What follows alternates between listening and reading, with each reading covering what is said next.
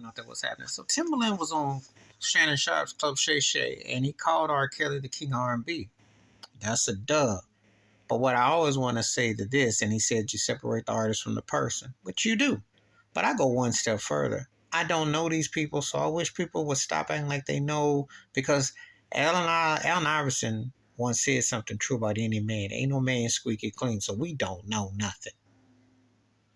I say, despite R. Kelly having his situations and things he brought upon himself, he's not the monster they make him out to be. He's no Rico Kingpin. This ain't the mafia. This ain't John Gotti. Them 30 years is a bit extreme. Everybody knows it. And a lot more people in the industry been doing stuff. He wanted his money. He called Sony out.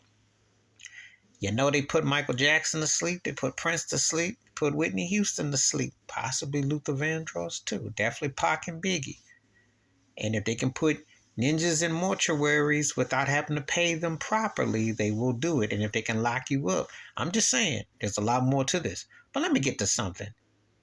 Yeah, you can say King R&B, but why don't you just say what he been?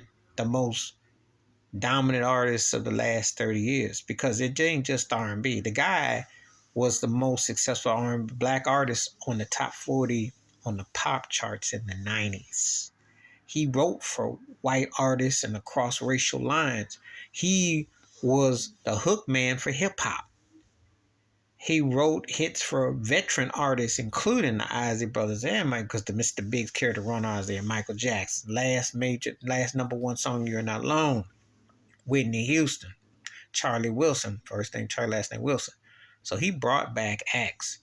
He worked with young unknown acts and then acts in between. He did songs in gospel.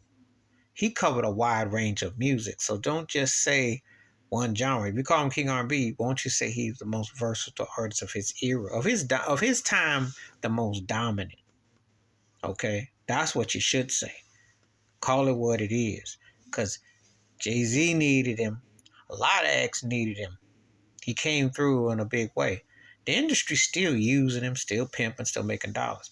So I just say that. Of course, we separate the artists from the. Again, we don't know these people. Stop acting like because you watch somebody on screen or listen to their music and they give you words that you know them. You ain't with them 24/7. You don't know what their highs and lows are. You don't know how they really get down. This whole hallucination of, oh, I know that you don't. We don't know. I don't know people. I know talent, the eyeball test, the hearing test. I know that R. Kelly ain't being faded by nothing that's out here. Jay-Z can be worth billions of dollars. He'll never see R. Kelly as an artist. Tell Timberland I said so. Chris Brown, Usher, ain't none of them. Now, amongst people that are alive that can see R. Kelly are Stevie Wonder, Smokey Robinson. And you can make a case for Lionel Richie if you take his songwriting craftsmanship. Can't go all the way around, but it's a live performance. His songwriting, he can hang. But Stevie Wonder, Smokey Robinson can see R. Kelly. You know, Sly Stone can too. There's a few.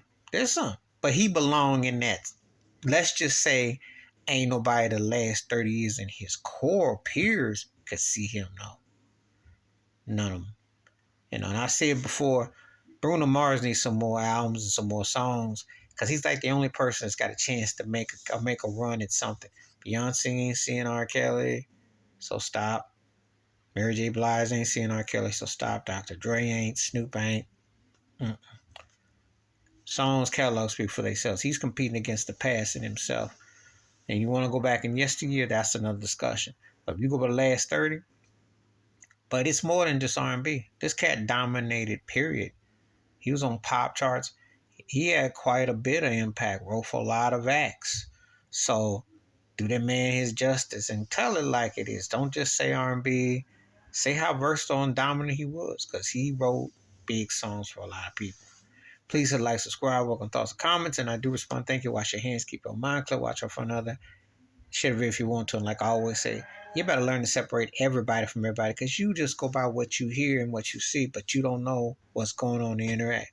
And you don't know how this industry really parlays and plays and how they manipulate said people to make them look like something else. There's a lot of masking, even if there is no mask on in some cases, that you just don't know about. I'm out.